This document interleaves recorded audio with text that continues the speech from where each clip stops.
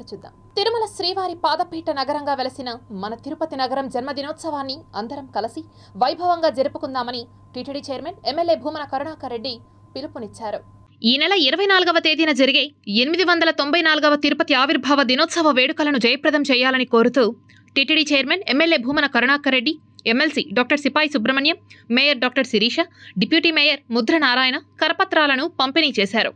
గోవిందరాజ మంత్రపుష్పంలో స్వామివారికి అర్చన చేసేటువంటి సందర్భంలో మంత్రపుష్పంలో ఈ తేదీని ఖచ్చితంగా చెప్పేటువంటి సందర్భం కూడా అనునిత్యము ఉన్నది.